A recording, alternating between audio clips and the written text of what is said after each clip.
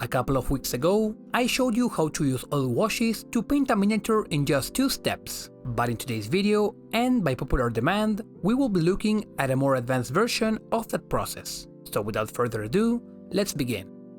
Just like last time, we are starting from a standard base coat, blocking in the colors of each element in a sort of coloring book style before moving on to preparing the oil wash. Once again, I am using a cheap local brand from where I live, so don't feel pressured to buy anything expensive. But if you're looking for something reliable, Winton oil paints are both affordable and widely available. For the color selection itself, a mix of black, brown and, importantly, green gives me a grim but rich tone, one that fits a muddy trench environment much better than a simple black or brown wash. And with the mix ready, there is nothing left to do but to apply it over all of the model. Now, on one hand, yes, this is much thicker than your typical wash, but that's because, as I often like to do when working with oils, we will be using the reductive technique, and we'll get into that in just a moment. On the other hand, and this is key to the whole process, once the model is fully covered, we want to leave it to sit for about 30 minutes to an hour. This allows the solvent to evaporate and gives the paint time to settle and lightly grip the surface. And we will see exactly why that matters in the next stage, the cleanup. For this, I'll start with some makeup sponges. I like to tear a larger sponge into smaller pieces, both to get more use out of it and to better reach tighter areas of the model. Now, let me answer the question many of you might have. Did I varnish between the base coat and the oil wash? And the answer is no. Whenever I work with oil washes, I only varnish at the very end to unify the finish across all the different mediums. As long as you are not pressing down too hard and you let the sponge gently graze the surface, you won't damage the acrylic layer underneath.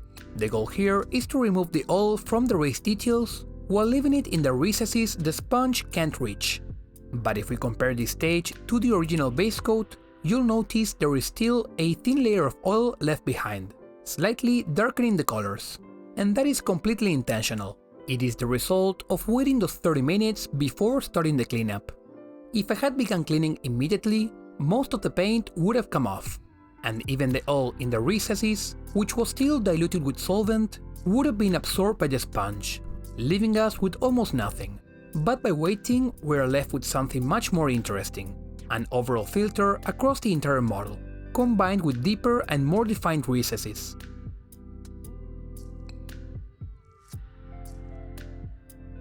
But we're not done yet. Now I'll switch to a Q-tip lightly soaked in solvent, and then dabbed on a paper towel, until it's slightly damp. This gives me a much more precise tool than the sponge, and thanks to the fresh solvent, I can now remove the remaining oil exactly from where I want. This is where the reductive technique really comes into play. Instead of building highlights up, we are darkening everything down, and then revealing the brighter tones underneath where we choose. Unlike the previous video where I used a lot of solvent to push the paint around, here the paint stays in place, and it is up to us to control, shape and define where it ends up. Now, one small issue you might run into is the slightly uneven or grainy finish between the sponge stage and the Q-tip cleanup. But as is often the case on this channel, I don't like bringing up a problem without also showing you a solution. In this case, a clean, dry synthetic brush is all you need to smooth those transitions out. Just gently brush over the surface and it will blend everything together.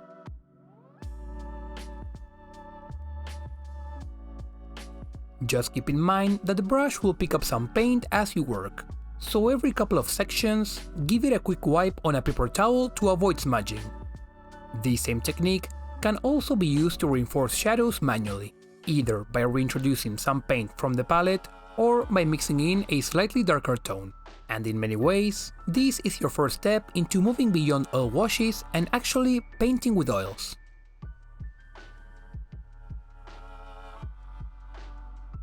Finally, remember that this whole process, applying, removing and blending, is something you can go back and forth as much as you like, and that freedom changes the way you approach painting, because you're no longer worried about making mistakes. You are just focused on shaping the result, without the pressure of fast drying times. And because we are working With such a small amount of paint, the model will usually be dry to the touch by the next day. Even if the oils aren't fully cured, at this point you can safely move on and add any additional details you might want. For speed painting, stopping here is completely valid, but for a character or centerpiece model, you might want to push a few highlights further. It really comes down to what you want out of the hobby, whether that's getting models done efficiently or taking the time to push them a bit further. And how far you can push those highlights will depend heavily on how light your original base coat was, since that defines the brightest tone you can reveal during the reductive process.